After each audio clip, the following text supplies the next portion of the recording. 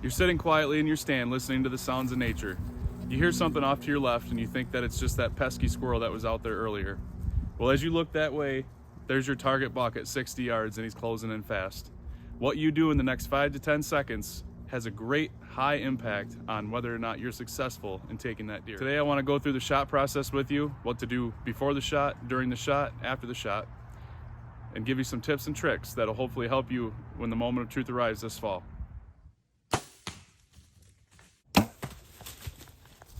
Hey guys, and welcome back to Big Buck Shuck, where we're helping you become a better and more successful deer hunter. I think that the shot process is one of the most underrated and highly untalked about topics in deer hunting. I think that there's a lot of things that you can do that increase your chances of success when you have a deer in range and a deer that you want to take. So in today's video, I just wanted to talk to you guys about what I do personally and that's helped me over the years and that I hope will help you in the future as well. All of the topics and principles that we're going to cover today apply to bow, crossbow, and gun users, as well as whether or not you're in a tree or on the ground. Obviously, if you're on the ground, it's going to be a little trickier just because you're at the deer's level and they can see you a lot better than being in a tree. But all the things that I'm going to talk about have to do with any weapon that you're using, any scenario. And for all the examples, I've got my bow here today because I believe that a bow is the hardest weapon to be taking a deer with because of the drawing motion. Crossbow and gun hunters, let's face it, it's easier. You don't have to draw, there's no movement, less movement.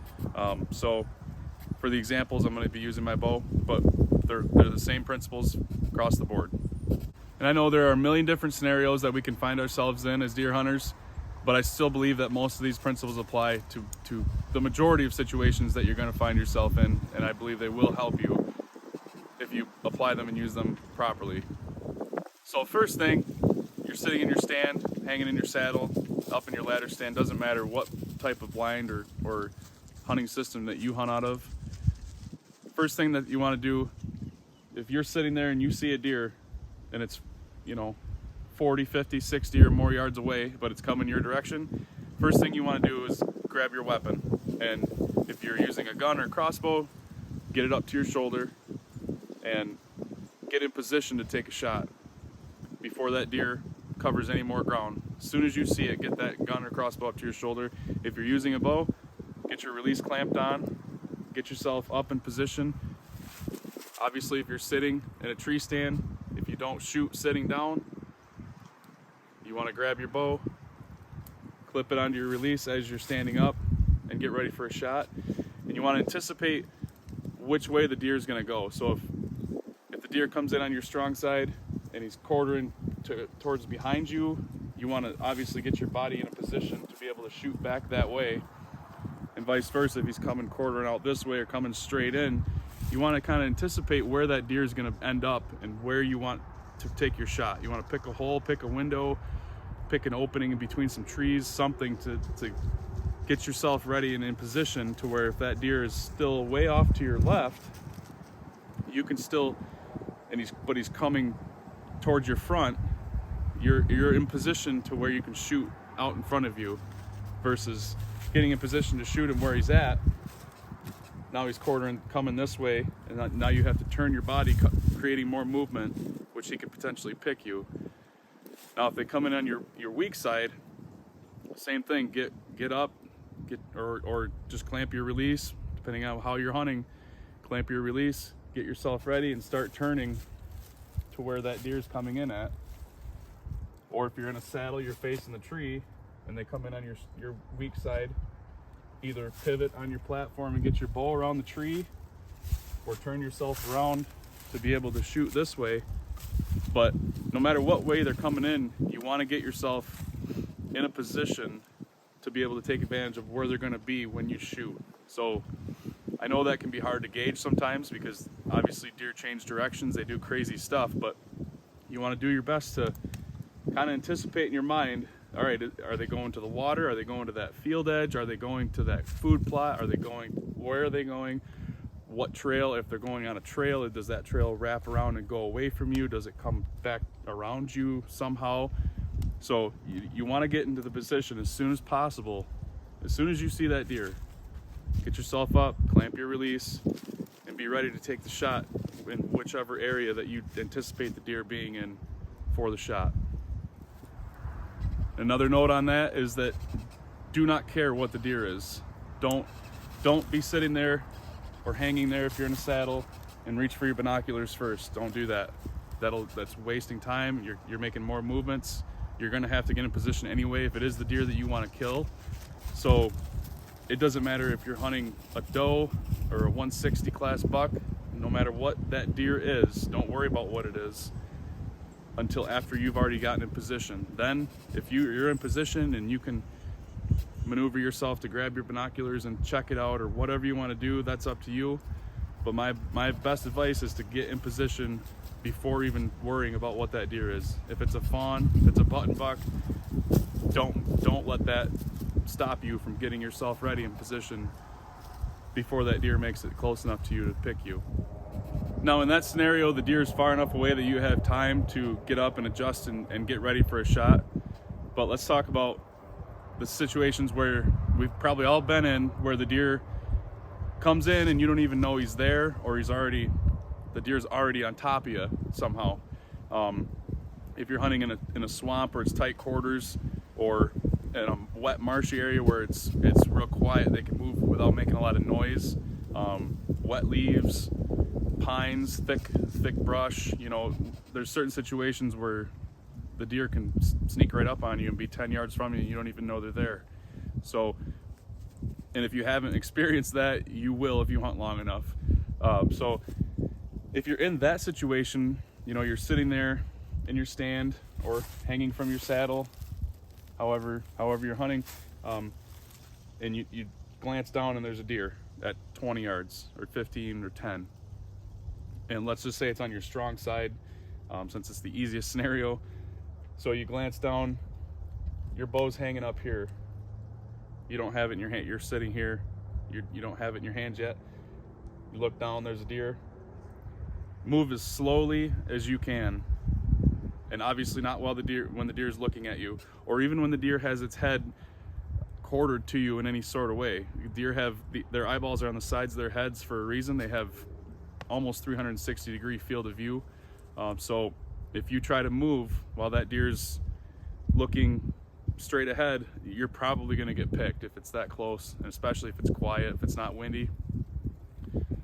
So wait till that deer is either walking with its head down, looking another way.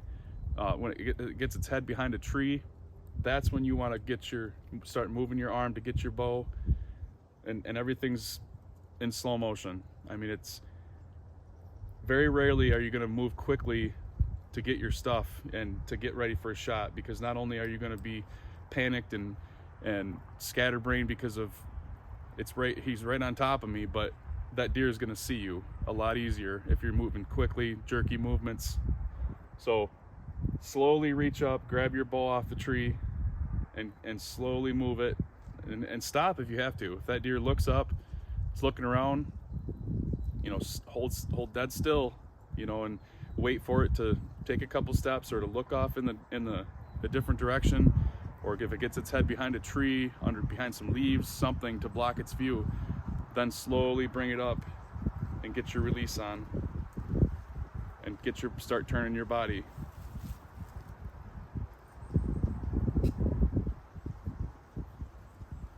Now, if it comes in on your weak side, it's a lot trickier. Obviously, you have to do some maneuvering. So on top of just getting your bow off the tree and getting your release on, now you're trying to turn. You're gonna have to turn slowly, and a lot of times if they come in on your weak side, they're gonna beat you at the game. So you have to. The biggest things to remember is that deer, when it's moving with its head down or looking away or behind something, that's when you make your moves. Don't try to do it while they're just walking with their head up, because they will pick you. They will pick you, I promise you they will, every time. And this is also why it's so important that if you are hunting in tight, close quarters like that, like a swamp or somewhere where it's, like I said, even wet leaves that it's harder to hear, it's paramount and so important to be paying attention, not on your cell phone, not doing anything but watching for deer. in that scenario, just do the best you can to get yourself back in the same position as you would if you saw them a long ways away. And like I said, wait for them to move or to get behind some trees, something. Wait for them to so where they cannot see you. If they can't smell you or hear you, the only thing they have against you is vision. So you have to wait until their head's behind that tree, their head's down, they're moving in some other fashion than to where they can see you from their peripheral vision. Now let's say you do all that and you still get picked. You're trying to get in position, they look up and they see you, or they look at you if you're on the ground. Don't move. There's been umpteen dozen times where I've been trying to get in position for a shot, or even just moving to film, or just sitting there, and they notice something's not right up in that tree or on the ground, and they'll stop for a minute and they will stare you down. But if they cannot smell you or hear you, a lot of times they won't spook. Sometimes they will do they'll jump 10 or 15 feet and stop, and then turn, and you'll see their ears moving, you'll see them turn their head back towards you, and that's them trying to catch you out of their peripheral vision. So if they pick you out, do your best to just stay still, and a lot of times they will not spook, especially if they don't smell you. In the past, I used to panic and I'd get off, I'd try to move and get, as they spooked, I'd try to hurry and get into position, and they see it almost every time. I mean, very rarely are you going to be able to turn and get drawn in time by the time they stop moving and stop to turn on. And even if they do that, more than likely they're going to be in a bad position for a shot. A lot of times they stop facing away from you and turn their head back towards you, or they'll quarter to you in some way. And that's another thing. If you do get picked and you stay still and watch their body language, if that deer flicks its tail, that's a sign that there's nothing wrong. There's a little flick, that's a sign to other deer that everything's okay. So if you watch that deer, say you got picked and the deer hopped away 10 or 15 feet, and then it stopped, and it's somehow trying to still look at you, or it is still looking at you, but then it just puts its head back down and starts moseying on with its business, that deer is either spooked by you or is back to normal. And the body language that you pay attention to during that period of time is what's going to help you, especially if you are going to take a shot on that deer. So if it's quartering to you in some way, their peripherals, they're still trying to pick something of you with their peripheral vision. If they flick their tail and they go back to eating acorns or start walking slowly, they're probably relaxed enough to where you don't have to worry about it. But where that matters is when you do take a shot. If that deer is tense versus relaxed, makes a big difference in the shot. A tense deer is going to duck way more times than not when you shoot. It's going to try to duck. Their bodies are already tensed up to be. It's like if you get in a car accident, your body tenses up to brace itself. That's exactly what they're doing. They're bracing themselves for that flight, that running away, versus a relaxed deer where they're just naturally standing there. You shoot, they're going to duck a lot less than if they are already tensed up from being spooked by you. So that's something to remember and to pay attention to. Watch their ears. Their ears will, if they still are worried about you, their ears will constantly be going back in your direction, or towards you in some manner, as well as quartering, their body language quartering to you in some way. If you spook them bad enough but they don't take off, they're somehow going to be quartering to you. They're very rarely going to turn around and face straight away from you, because at that point their eyes are facing away, their ears are facing away. They have no defense against you, basically. So it's something to remember, and it matters for the shot. There's been a lot of deer missed because of a ducked arrow, and that a lot of that has to do with the deer's body language, body being tensed up before the shot. Now let's say all that never happened, and everything worked out perfectly. You saw the deer coming, you were able to get up, get your release on, get in position, pick out the area where you anticipate the deer to be when you want to shoot, and that deer is heading right towards there. So if you're in thick stuff, you need to pick a hole or a small window, some sort of opening where you want to stop that deer. If it's walking or trotting or moving and faster than you need it to be able to shoot it with a bow. So you want to pick a window or a hole in that thick stuff and anticipate that spot. And then just like if you're in an open area, you want to pick an opening between some trees, or you want to pick a distance. Say it gets to 40 yards and that's where you want to take your shot, or if it gets to 20, you want to have an idea in your mind of that's the hole that I'm going to shoot this deer through. And if you can do that, it helps a lot with mentally being ready by the time that deer gets into that opening. It sort of gives you a mental visual of it happening, of the shot happening before it even takes place. And I think that can help you a lot, kind of just having almost a vision of it happening. It sort of gets your brain ready so that when you go through your shot process, everything's just fluid and just clicks naturally. So I think that can help you a lot to pick that opening or that hole and be ready as soon as that deer hits it.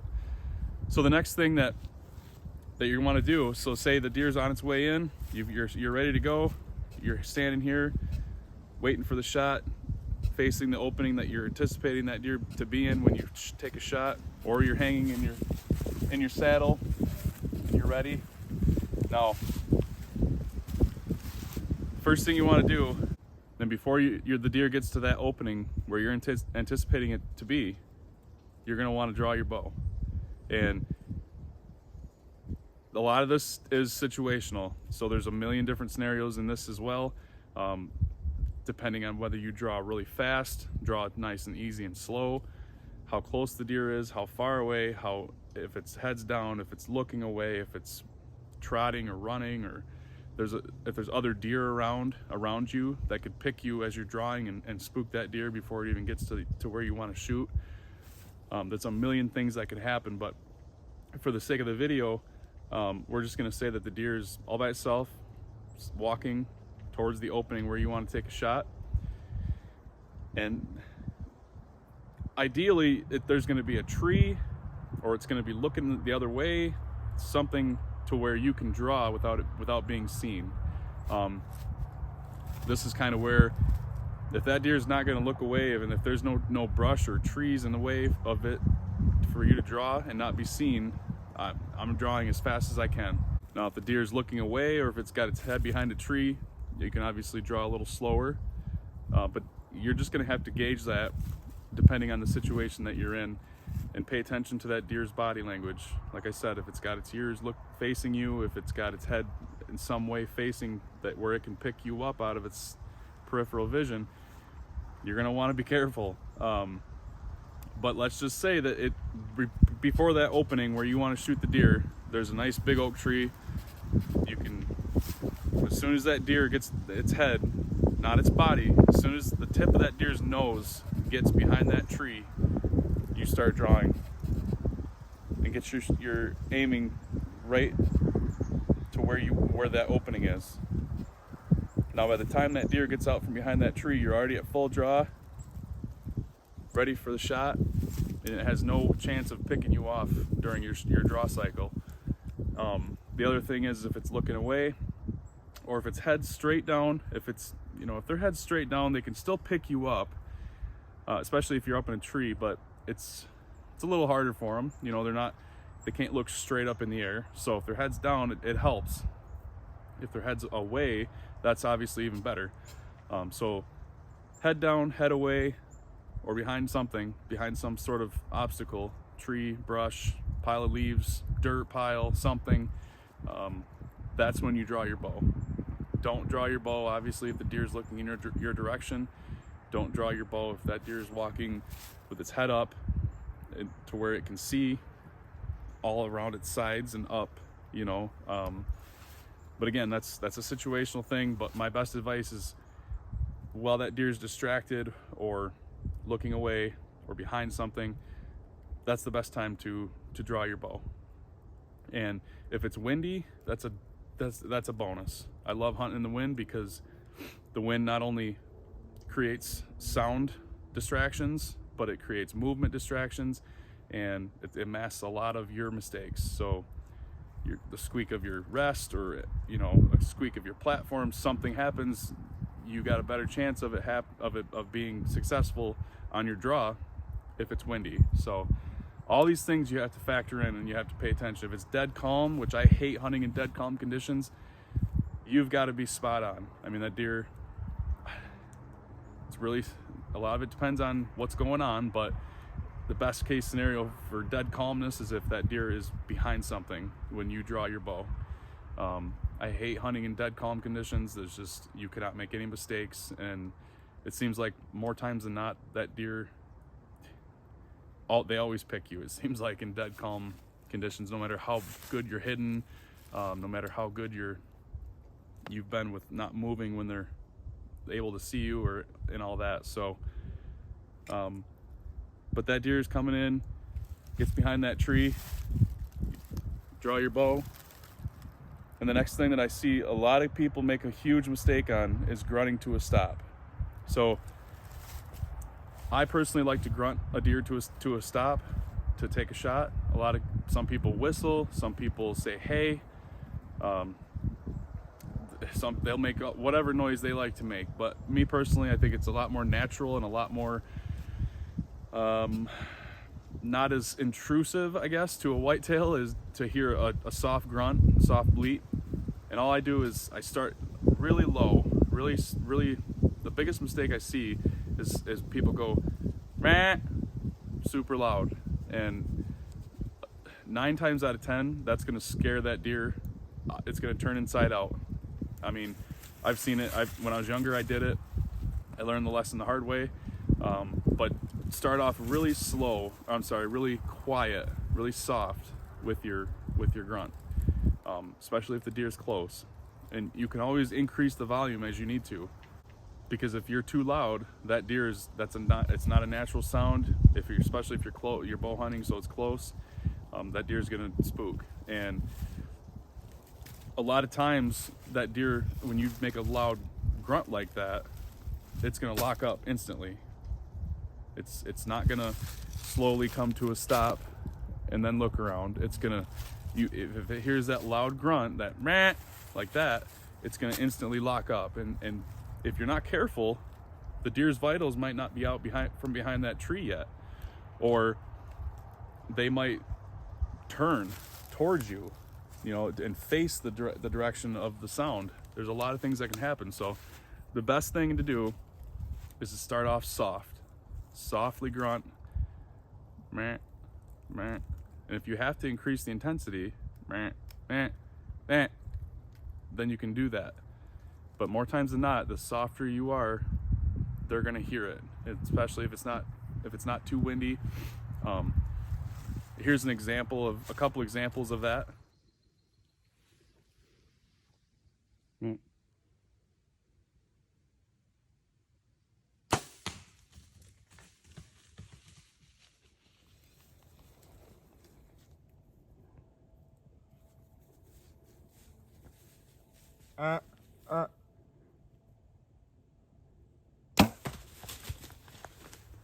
So as you've seen there, all it took was one soft mat, and that doe stopped still for me. And then in that next clip there, you saw that buck, it took a couple grunts.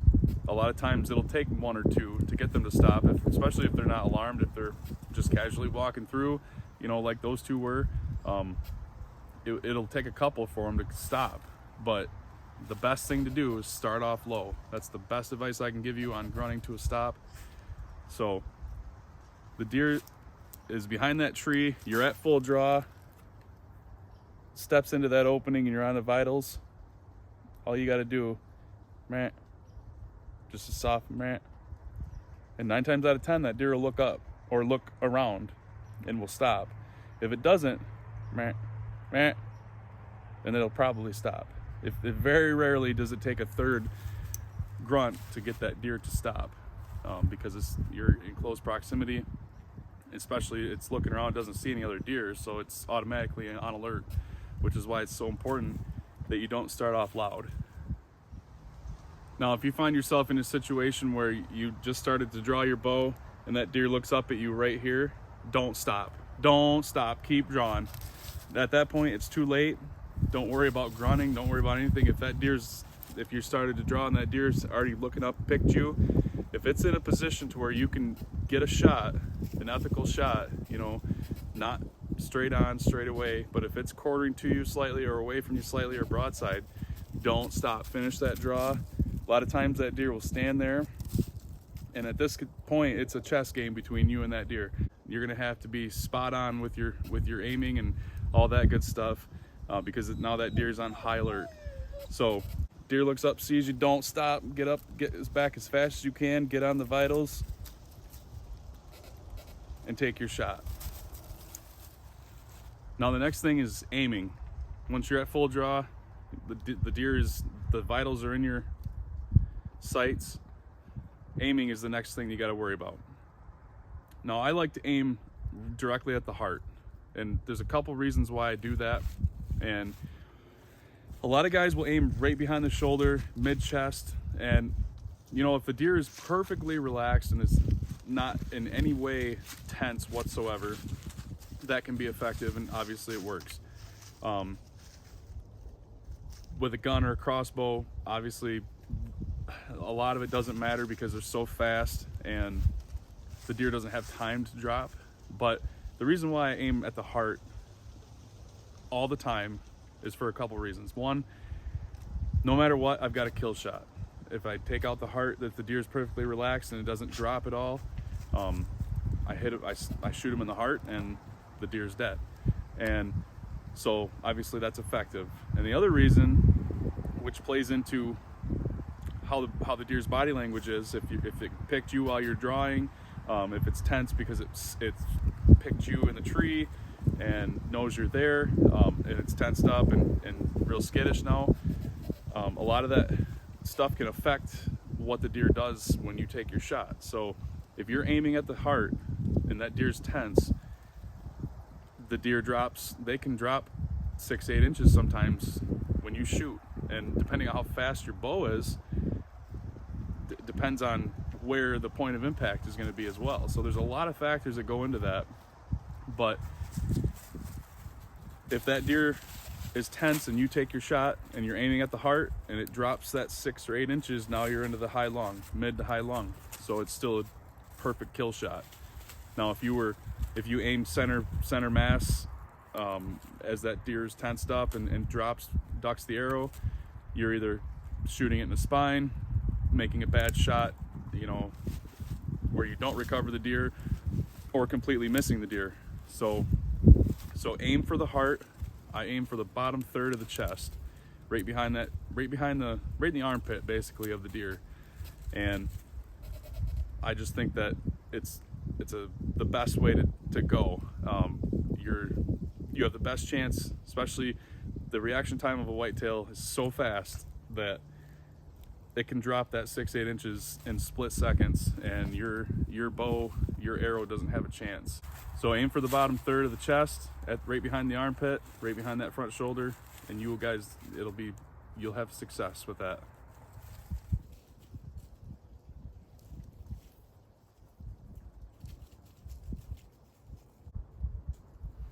So guys, everything went perfect. Deer came in, stepped right into your opening. You drew behind when it was looking away or behind a tree. You grunted it to a stop. You took your shot aiming at the lower third of the heart, and you made a successful shot. Now, what you do next is also super important, because a lot of deer have been lost to people not knowing where they shot, how good the shot looked, where they last saw the deer. So a lot of things come into play after the shot as well. And my number one best advice for after you take a shot and you've hit an animal, aside from watching its body language as you took the shot and then trying to remember where your arrow hit, which is another thing that gets foggy in the heat of the moment, is when that deer takes off and runs away, as you're watching it go through the woods or across the field or through the swamp or something. If it's wherever it's going, you need to, where you last saw that deer, you need to pick out a landmark. Now I don't care if it's a tree. I try to do a tree. If it runs past that big pine or runs by that tiny little birch tree in the middle of all that oak, okay, try to pick a tree. That's my best thing that I like to do, is pick a tree that was last by. But if you can pick out a leaf that's hanging, flopping in the wind, or a limb that's bent at a weird angle, something to remember that last spot where you saw that deer run by, you have to pick that landmark and burn it into your brain. That's the best advice I can give you after you take a shot on an animal. Things get really foggy when your adrenaline's pumping, your blood's flowing. I mean, the excitement of it all, it gets foggy. That's the best way to describe it. But if you can pick out, yep, it ran right to the right side of that triple maple tree. It ran just to the right of it with the vine hanging off of it. If you can pick out something like that, and that will dramatically increase your chances of finding that deer, because a lot of times you can see 80, 100 yards or whatever, depending on where you're set up, but a lot of times you can see that far through the woods and pick that last little bit of that last little speck that you saw of that deer. You can pick out a tree or some sort of landmark and go to that spot if you're not finding blood, if you're having a hard time finding your arrow, or a myriad of different things that can happen. But that last landmark is the best, freshest sign that you've got to go by, that you visually saw with your own two eyes. And so that's, after that shot, that's the main piece of advice I can give you. Now, aside from that, obviously you want to watch the deer's body language at impact. Did the deer hunch up like it got kicked in the stomach, indicating a gut shot or a liver shot? Did it run 60 yards and stop and look around? And sometimes they lay down. That also indicates a liver or gut shot. Did it just run at a dead run? A lot of times heart shot deer will run just, and lung shot will just barrel through the woods fast as they can, almost on a death run. And all these little things, they start to add up, and it helps you put the puzzle together of what to do now. I'm going to do a video about shot placement eventually, so I'm not going to go into too much detail in this video about it.